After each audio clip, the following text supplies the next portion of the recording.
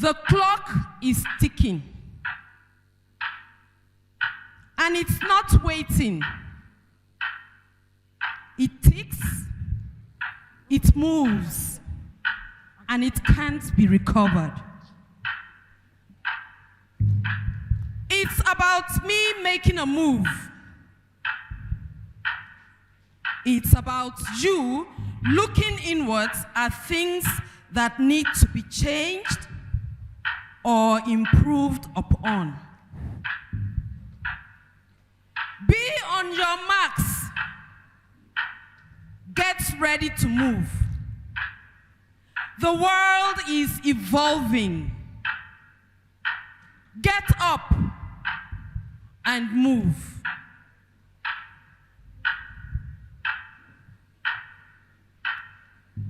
Do not be comfortable in stagnancy. Don't relax in dormancy. Once you are not moving, you are stagnant and your situation becomes murky.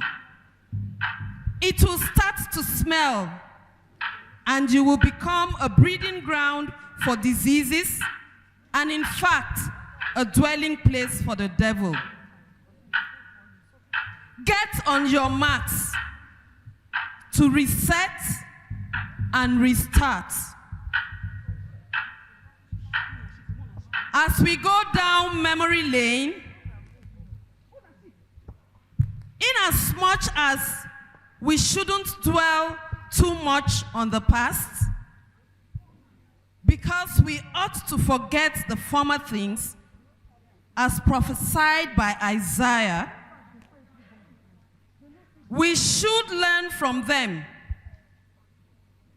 We shouldn't be like Judas Iscariot, who, after examining himself, refused to reset and restart. Reminiscing on the past to learn, we see Peter. Soon after Jesus called him the Rock, Peter had a temporary setback. He denied knowing Jesus 3 times. He was remorseful and downcast. But almost immediately, we saw Peter resetting and restarting and globally affecting his generation.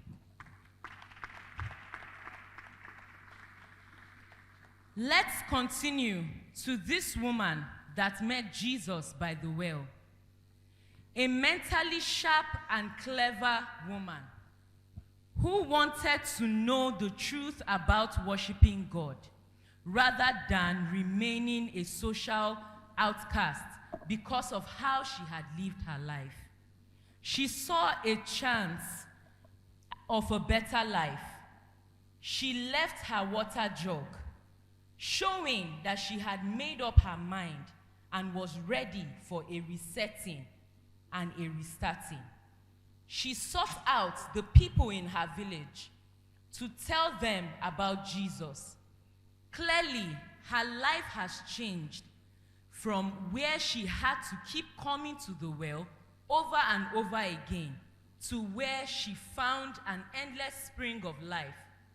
She brought people to this well and in turn became an oasis. She is the woman of Samaria.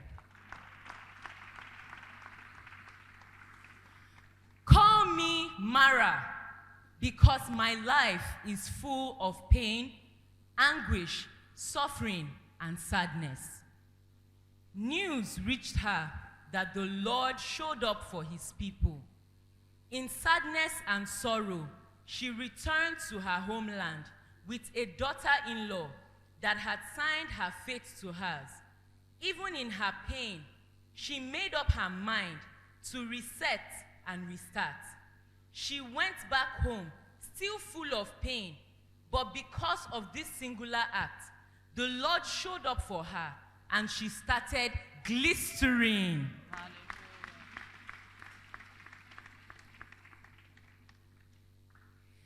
This is a young man that was destined for greatness. Let's listen to his cry to God. Master God, oh please, look on me again. Oh please, give strength yet once more. God, with one avenging blow, let me be avenged on the Philistines for my 2 eyes. This is a cry from a man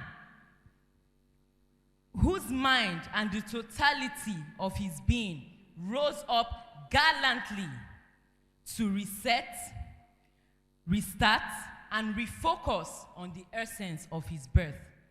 Samson killed more in death than when he was alive.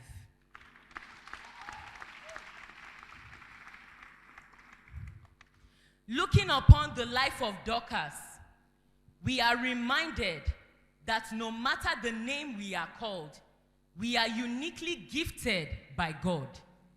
It was not recorded whether she was married, single, widowed, rich, or poor. No story about children either, but her works brought her out. She had the gift of hospitality shown in how she cared for others. She recognized this gift, and she didn't allow it lie dormant or docile in her. Her acts of good deeds overflowed to all around her, so much that when she became sick and died, everyone that was touched by her act of hospitality cried and prayed, and God raised her from the dead, and she continued her service in the hospitality ministry.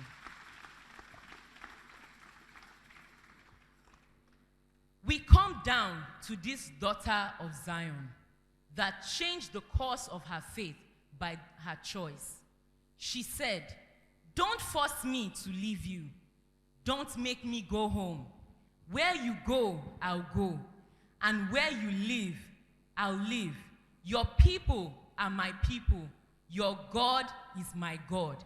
Where you die, I'll die. And that's where I'll be buried. So help me God, not even death itself is going to come between us." This is one of the most beautiful declarations of love in the scriptures. She is Ruth, the daughter-in-law of Naomi. Instead of seeking for her own safety and her future, she decided to look after Naomi. She did not seek her own well-being, but the good of her mother-in-law. Not selfish in any way, she reached out in love.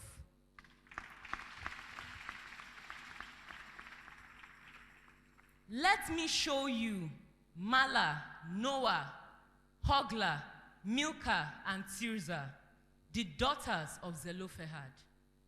They started a cause that changed history. What they did affected other women. They refused to stay relegated, so they came forward to appeal a regulation which deprived them of their father's inheritance. Moses presented the case to God, and the rest, we can say, is history, because God responded that their plea was just and they were granted their father's inheritance.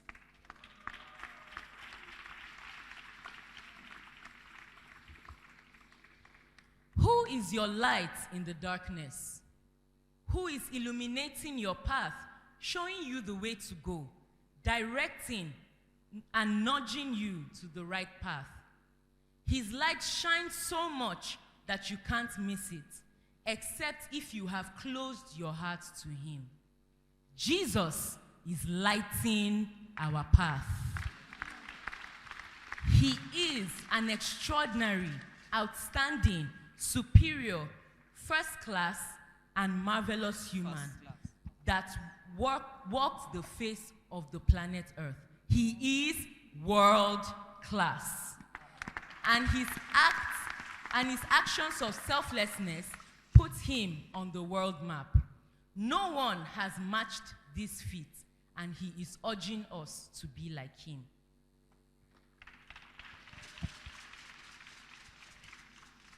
And now, we are globally reaching other women.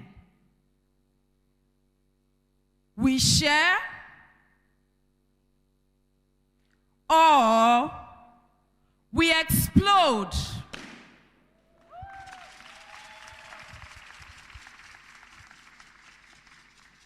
When you stop growing, you stop glowing. And of course, you can't go anywhere. Ladies and gentlemen, we urge you, do not be stagnant. Neither should you be dormant. We will reset and restart. We, the Praise Women, are globally reaching other women. We are glistering.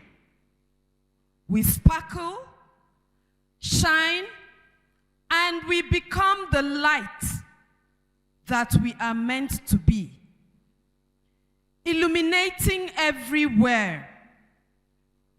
We are the oasis to our generation, and we are world class. We have been taught and empowered. We are filled. We are now like Christ, and we are gallantly affecting our world because his love overflows to all through us. Ladies and gentlemen, it's time to affect your world. As you join us to grow, glow, and go. God bless you.